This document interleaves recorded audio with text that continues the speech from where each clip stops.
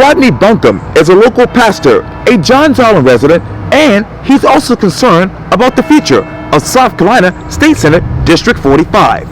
And that's why he's running to become the next state senator for that district. I speak exclusively with Rodney for this edition of Quintin's Close-Ups. And if you haven't already, subscribe to my YouTube channel and follow me on social media. Rodney Buncum, welcome to Quintin's Close-Ups. Thank you for having me. Oh, you're very welcome. I understand, obviously, you are a doctorate student, and obviously you are a pastor for a local church on Johns Island. Yes, sir.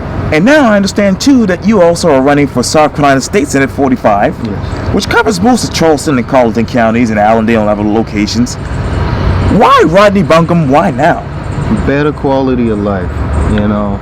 The average citizen in District 45 is having a struggle when they wake up with the daily commute, and then they have to get to a job that's probably not paying enough for them to take care of home. So while I'm in my seat, I'm going to say my seat before the election is won, I'm going to improve those areas. Okay. Conservation, education, economics, infrastructure, public safety. You know, these are important to the people in District 45. We're from a rural area that everybody wants to move to, but nobody really takes the time to reflect on the local people there. So while I'm in term and during my tenure, that's going to be my job, to make life better for everyone, locals and the people that move here. And I know on your website you said this, quote, Rodney Buncum is the Palmetto Dream. What is your dream for South Carolina State Senate District 45? Yeah, my dream is for every actual citizen of District 45 to wake up and feel that they can live their purpose. You know, they should not have to wake up with constraints that are out of their concerns. You get what I'm saying? I mean, like, your income and what you bring in, that should be based on you. You know, it shouldn't be, well, hey, I live all the way out here in Estill. There's nothing out here. I have to drive all the way to Charleston to make money. Or I have to drive all the way to Beaufort. So the Palmetto Dream is for everybody to be able to be their self where they are. And what really is your purpose of running? My purpose is because, you know, when I was 14, I had the opportunity to go to DC to meet the actual people that were in term, you know. Sure. I met Jim DeMint, Right. Lindsey Graham. Sure. You get what I'm saying? And to see that, okay, somebody from this area can be elected and make a difference. You don't have to be a big lawyer. You don't have to be a judge. You could be a farmer. You could be an average day guy. And you can make a change. You can make a difference. And in this position, you know, as the black community, as the community in general, we complain about laws. Well, this position, I can make a difference. I can vote for the people in this area that don't have a voice, really. And I know, too, on your website you said this, quote, Rodney learned from a young age the importance of hard work growing up on Johns Island. It made him the successful man he is today, and it's instilled in him the need to create opportunities that work for everyone. So what are the opportunities that you were to create as a state senator? Yeah, so when I say opportunities for everyone, that's the Mexican community, that's the black community, that's the white community, the Asian community, whatever we have in District 45. You get what I'm saying? I'm not leaving anybody out. So these opportunities are to advance in education. You know, if you're a high school student, when you get your diploma, you should be able to sit in class and know that you can hold your own with anybody in the nation. And you said, obviously you are a pastor and a student in college right now, and you grew up on Johns Island. How have your experiences prepared you for this particular big opportunity in Columbia? Well, you know, from an early age, I've always been the underdog, but I always somehow make it out to be the winner. So, you know, my early experiences have shown me that even when it gets harder, you just got to get tougher. You know, I got skipped up ahead, so I had to grow up early. You get what I'm saying? I had to mature, I had to make actual decisions. So that's what I need when I get to the State House, to be able to understand that it's bigger than me, and the decision and the vote that I'm making impacts everyone in District 45. And you said this too, quote, we live in the greatest country on earth. there's no reason why we can't take care of our communities.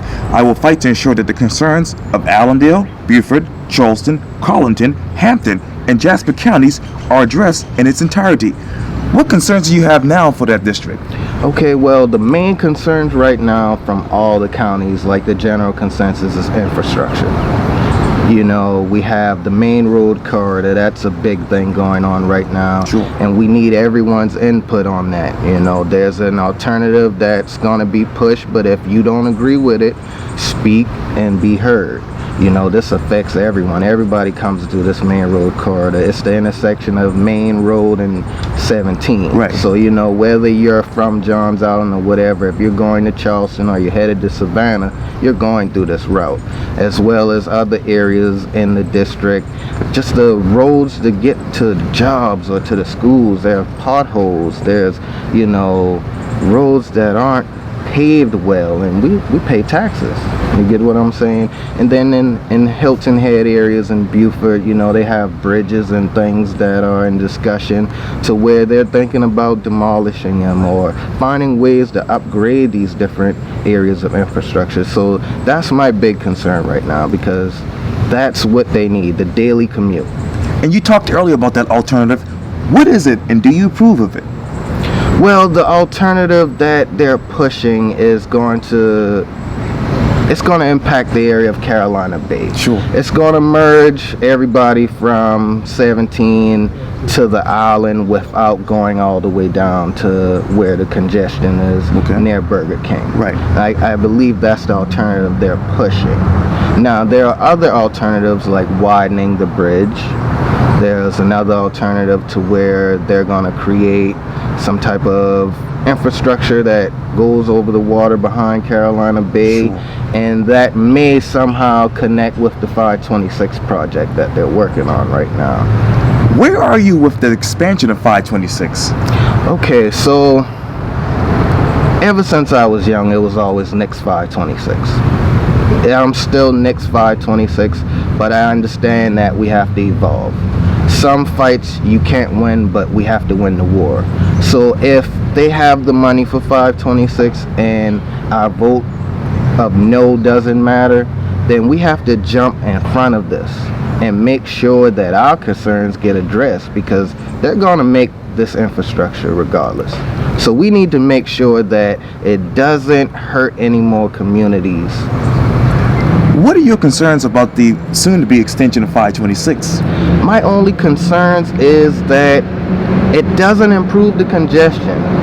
It just makes it easier for some and harder for everyone else. You know, the main point of infrastructure is to make it easier for the daily commute. Okay, so if 526 is completed, it's going to connect the whole county. You get what I'm saying? It's going to finish from West Ashley, and you'll be able to go to West Ashley, Johns Island, James Island. It's like a big circle. So, you know, with our communities now, it's very rural, and we're fighting real hard to keep it rural. You know, we want to evolve. We love the people moving here, but we want to maintain what we have. So in order for that, we have to make sure that this 526, it doesn't just take away neighborhoods. It doesn't just open it up for developers to take over rural land with new housing plans. We want to make sure that, okay, if someone is tired of sitting in traffic at the corner of Maybank and River Road, that, hey, you know what, I can get on 526 and I can get to MUSC in time. Or I can get to the interstate because I have to get to Columbia. If those concerns are addressed, then I'm all for it. But if it's just so someone can get to a golf tournament faster, I'm not for it. Where is the common ground on this issue in your mind? The common ground is start with results. You get what I'm saying? The common ground is overcome the objections. Overcome the objections of the local people first. Once you do that, then the project will sort itself out. Because then you won't have to figure out ways to connive or deceive people into doing what you want. Because this is our tax money. What do you think the people who are for 526 want? Honestly, I believe that they want to improve the commute. I honestly believe that that's the general plan. Now, there are some, motives behind it, but I think the general plan is to make the commute in Charleston County as a whole better. But they have to intake the actual effects of the people. You get what I'm saying? Because they're just saying, well, hey, the people of Johns Island, James Island, Walmala, they don't want it. They don't understand why we need this. Well, we're saying, hey, we live here every day. Let's address these things, and then we can see where you're coming with this 526. But if someone is waiting 20 minutes on River Road just to get to Stonewall Bridge, they're not gonna be relieved by hearing 526, and there's gonna be exits that's not gonna include them. What alternatives in your mind do you have for the 526 extension? Well, see, right now, I guess it stopped with the connector, and then where 526 ends, near Hardee's on 17. Sure. So I believe that, yes, we have to finish it, but we have to figure out a means to make this circle without just misallocating the resources. Where are the resources now in your mind? Well, the infrastructure bank, tax dollars, the actual concerns of the citizens. That's where the actual money is. You get what I'm saying? It's more so about the impact that is holding off any improvement. As you can see, the county, they went through some phases to alleviate congestion. We have this, there's another lane added on the Stonewall Bridge. But, the Limehouse Bridge, that's mostly where everybody travels. 5 o'clock they get off, people are leaving from Kiowa. Sure. People are trying to get to the country, or they're headed to the city. Sure. And they're just stuck. So, maybe looking at widening the bridge first. Let's see what that does before we just tear down a neighborhood or try to just surface over a body of water because we feel that no one will be impacted. And let me stay on money and talk about a different issue. You said this too, quote, Rodney's working to establish financial literacy for each individual that is living in the district. Rodney will create legislation to provide job opportunities with livable wages for residents of the district. What would be an ideal livable wage right now? Ideal, I would say $17 an hour. Okay. That's ideal.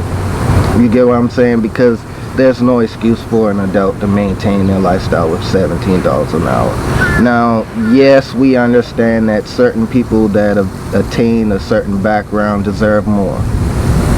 We understand that. Now, when I'm speaking on financial literacy, it's important because the average person under 30 right now has student loan debt that their job cannot repay. And it's a big burden in life. You can't advance because of student loan debt. You can't get a home. You might have a well-paying job as a doctor, but you owe $120,000 for that med school. So we really need to inform these students at an early age. We need to bring back vocational schools. We need to give these students an opportunity at an early age, because if you're 14 and you don't want to go to college, you should not be forced to. Let's give that mind, let's sharpen that mind on a trade that's gonna give back to us. And what literacy would you create to educate the constituents about the Harris property gentrification housing? Oh, well, see, most people don't understand that, but I know this hits home personally because, my great-grandfather's grandfather, he bought over 20-something acres in the early 1900s. And we've dealt with heirs property problems until roughly the early 2000s, mid 2000s. Okay. And it's just a burden, because if one person falls out from the family, they can just sell it off. And there's no education to help anybody in the situation. I would actually set up things at the local libraries in the county, because these are free resources. You get what I'm saying? You don't want to make it harder for the people of District 45. So have resources there where they can talk to someone saying, hey, we're not sure if we have a cousin or so out there that's still living. Okay, this is what you need to do. The amount of land that you do know that you have the right to, let's go ahead and get this deeded out the right way, so that you guys own portions of the heir's property, so that if this family member does come back and sells, they only sell what they are responsible for. Okay. You get what I'm saying? And as well as gentrification. Yeah, because sometimes we get swindled. We try to sell our property, and we don't look at the fact that, how did this person get $50,000? This person might turn around and sell it to a developer, but the average person doesn't think like that. They're trying to make life better by this move. You talk about the developers.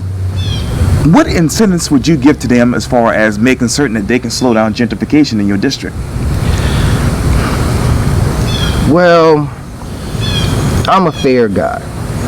The developers have the right to make money. I understand that.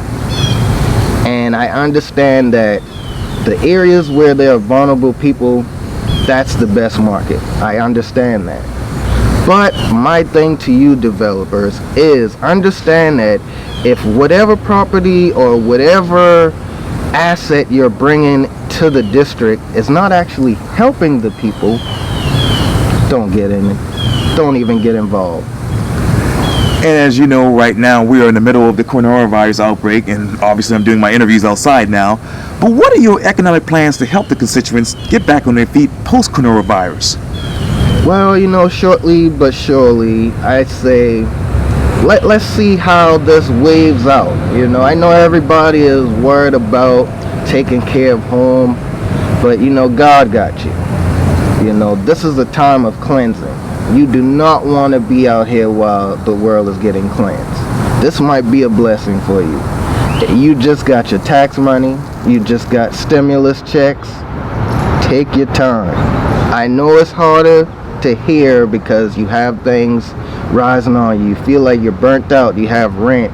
You have water bill. You have light bill. They're saying they're not asking for it, but one day it's due. So you're trying to stay current. Do the best you can without getting burnt out. This situation will relieve itself. The jobs will be back. You might receive a better job because of this. Has the coronavirus altered your economic objectives as far as trying to help this district get better?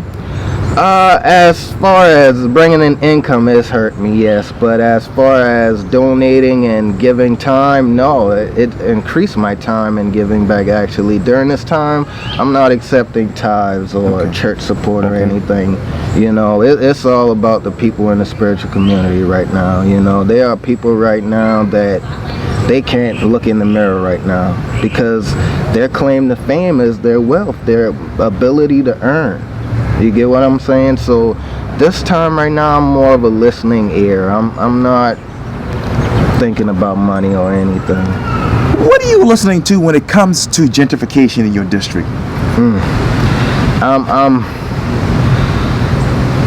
It's bothersome because you hear good people that don't have the knowledge to know that the trends they are seeing are gonna come against them one day. We're so taught that you do good and you get good things, but that's not all. Sometimes you have to put yourself in position to protect what's yours. So with gentrification, we have to come together. If we see that Sally or Bob is missing a payment, don't laugh at them. Let's help them. Because now that the developer bought Sally and Bob, you're next. That's how gentrification starts. Everybody wonders, well, how does it happen? We don't look at what happens at our neighbor until it hits our door. We always think we're strong until we have to be strong. Gentrification starts off of vulnerability. It doesn't start off of predatory acts. It's vulnerability. It's people not paying attention to the trends. Your property taxes rising. You have new businesses in the area, or you're seeing that they want to rezone or resurvey out of the blue all of a sudden. These are trends that show you that your area is going to be next. What is your 5-point plan to really slow that down? Okay, first we gotta find the number one objection that's holding us back in the situation. Because in these situations, when these people file petitions or they go to the court to get legal matters, they get no help. And that's because they didn't find the objection that helps their favor. You have to figure out legally what is on your side. After that, we have to take the right precautions to make sure we're in the best position to not allow to be vulnerable. You get what I'm saying? And that sounds harsh, but it's as simple as saying this. Let's make sure the taxes are kept up. Let's make sure, hey, that this is kept up. Gentrification. The 5-point plan is going to be proper preparation prevents poor performance. And that's just, we have to do a better job of not allowing people's money to get in the way of our amount, our quality, our quantity. There is no reason why two people can buy a 2-mile radius where thousands of people live. There's no way. So we need to get back to the old landmark days, where you have that old rainy day fund. You got those jars you hide from yourself. You get what I'm saying? It's not about, we're not doing anything wrong. I don't want anybody out there to think that you're doing anything wrong because you fell a victim of heirs property loss, or your area is being gentrified with new apartment buildings or new single family homes that are overpriced. You didn't do anything wrong. Now that you know the war is on you, fight to win. You talk about war. How do you hope to win the war on education? Well, first, we have to understand where we stand. And in the nation, we're ranked in the bottom 10 probably. I remember a year or two ago, we were ranked like number 49 or 50. That's not a good look, because we're one of the wealthiest states. We're one of the top states everybody wants to live or move to. So we need to reflect that. Our mission statements at these schools need to push more than adequate education. Access is important. Like right now during the coronavirus, we have to have buses parked for Wi-Fi in neighborhoods. This is ridiculous. We have to do better. We have to make sure that everyone has resources. Someone on Walmart should be able to have the same access as someone on the Battery. I'm not saying they should have the same things. I'm saying access. Now, what you do with your opportunities is up to you. But I believe everybody should have access. And let me turn over to public safety. You said this quote, Rodney will work to make sure that the families are safe in District 45, bettering the lives of our first responders, especially during disasters. How do you better the lives of the constituents with better public safety? Okay, for one, we have to ensure that the people that are being employed are not there because they're just trying to find a livable wage, because that is not productive to anything. When you have a police officer arriving on a situation and they have to take authority, you don't want someone who has personable issues, who can't control a conversation or takes things personal. We want to make sure that if someone is sick, that if an EMT arrives there, they don't have to worry about, oh my gosh, is the scene clear? Can I protect this person without losing my life? And during disasters, we have Team A's and Team B's at Roper and MUSC. Right. These nurses, these doctors, these food workers, these people that just change linens or whatever, from the top to the bottom, they need to be protected and compensated as well. Like during this time, I have not heard a bill or anything being pushed to gain compensation for people that help our public safety.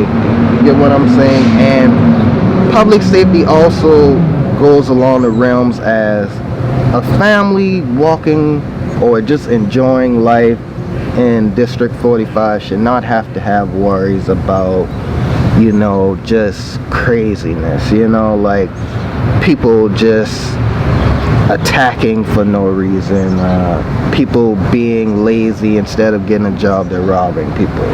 We want to create a better quality of life to where these type of heinous crimes aren't even desirable, because if you have what you need, you're not going to take. What is the quality of life in your district right now? Right now, a good quote: I can't complain. That's one thing you'll hear everybody say in District 45. They'll never say how good or bad it is. They'll just say, I can't complain. And that's not good enough for me.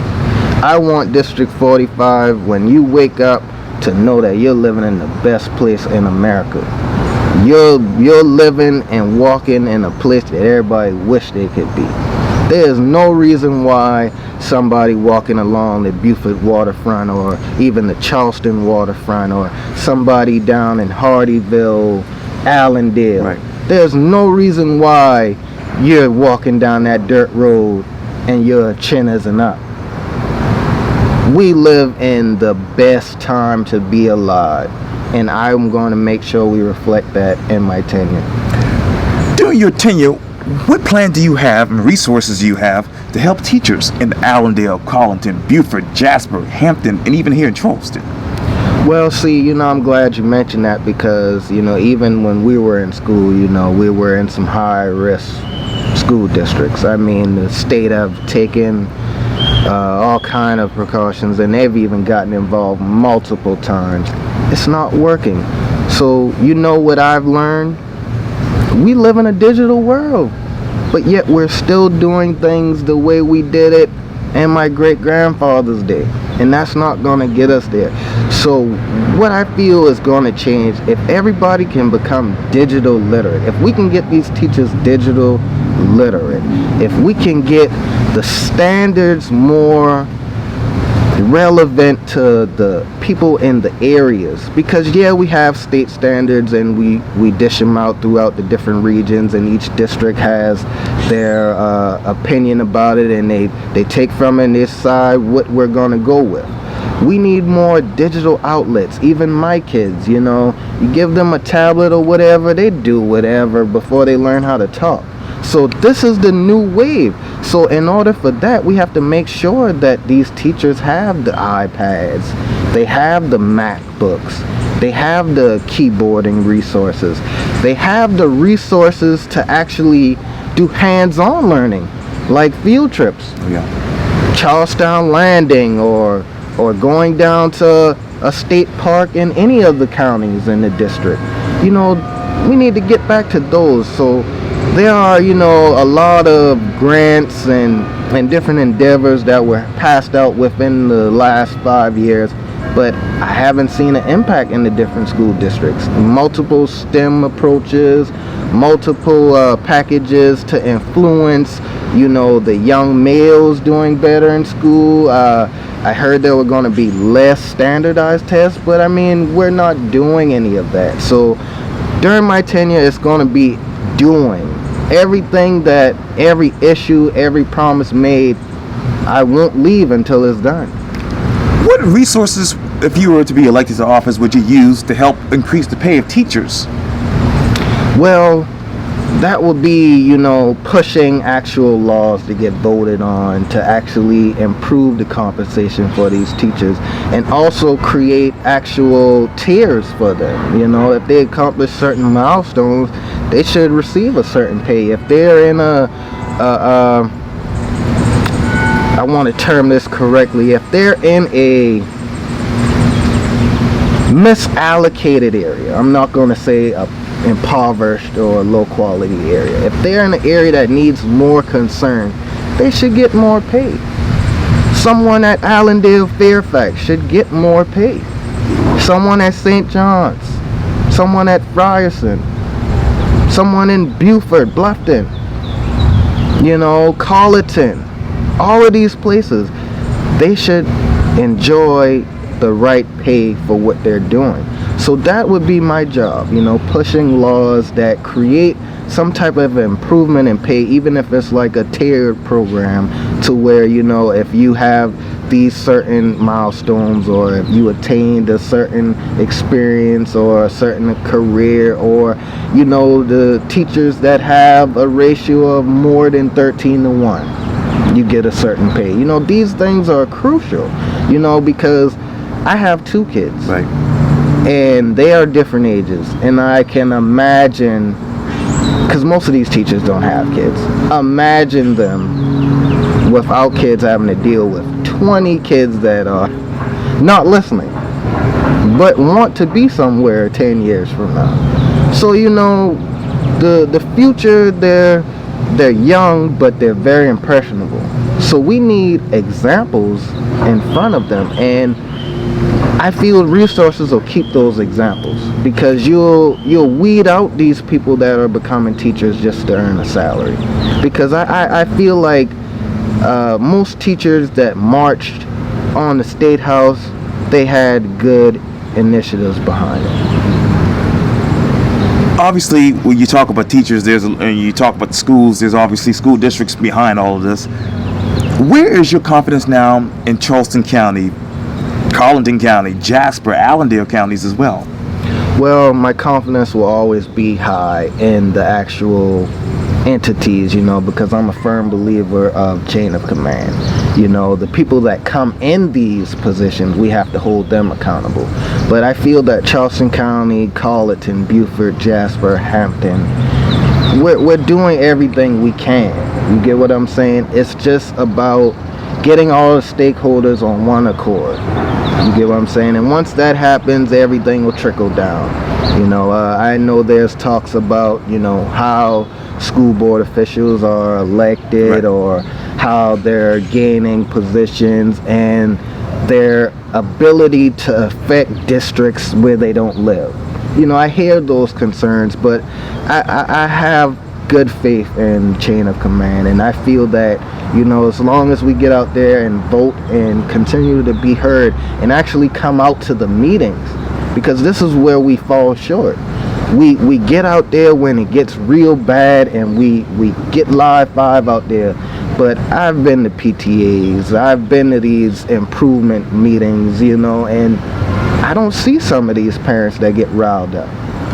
So let's try that instead of just waiting until my child is affected. Let's get there, because we don't know how much power we have by coming and showing up. Because if you show up, they can't just say, okay, well, the minutes were today, hey, nobody showed up, we're not even going to bring this on the next meeting, we're going to keep this behind closed doors. The more you show up, the more you challenge them to adhere to their policies, the more you get out of it, the more you're not kept out of the loop. You get what I'm saying? You shouldn't have to storm into meetings or whatnot. They should be coming out to us. We're the people. We control this. We shouldn't have to just always fill up these emergency meetings. These meetings are open to the public, and we need to take it back. We need to have like cookout attendances. We need to make it more about us again. We just need to get more involved again. I know life is hurting everyone and happening, but we gotta overcome life and get back to being more involved. How involved will you be as far as single member districts in Charleston County? Well, for example, I have always had an open door policy. Even when I get in the State House, it'll still be open door policy, one call away. I'm always out and about in the communities, from Allendale all the way up to Charleston.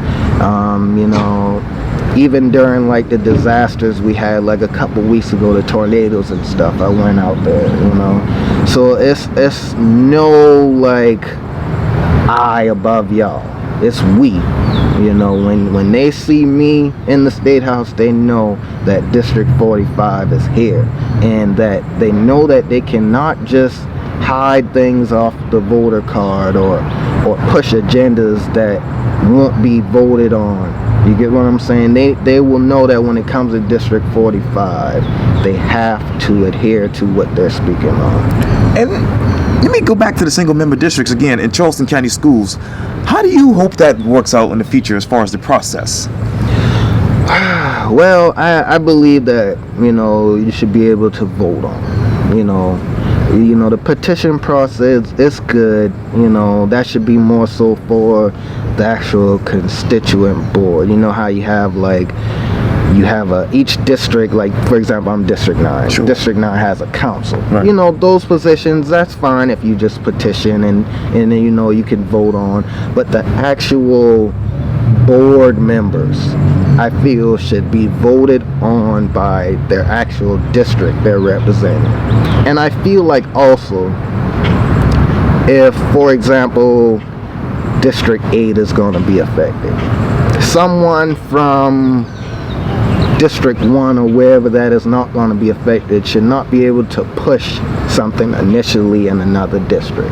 You know, I noticed one thing in Charleston, you know, all of the historic black high schools were closed, knocked down, and rebuilt.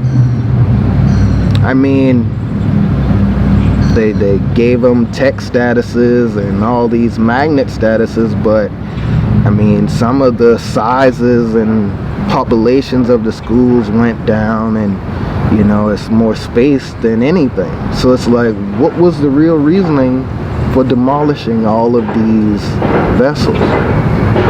And quickly, in one word, what would you do on day one if you were elected? Well, on day one, I'm going to try to stir up as much as I can for District 45. You know, I've talked to everyone in the county, and certain agendas they did not agree with. So my main focus first day is going to work on infrastructure. Whatever bills, laws need to get passed to make sure that SCDOT can maintain our roads, I am all for it. Whatever they need to improve the infrastructure in our area, that is going to be day one, because you know, the daily commute is horrible, and the congestion can be improved with innovation. And you talk about, obviously, you know, improving things. If you were elected today as a state senator, how would you improve the Department of Unemployment to make certain that things get better in the future? Yeah, this is a tough time. For one, we should have a crisis team. You know, a crisis team should consist of at least 600 people being able to take calls in a physical location that is quarantine ready. You get what I'm saying?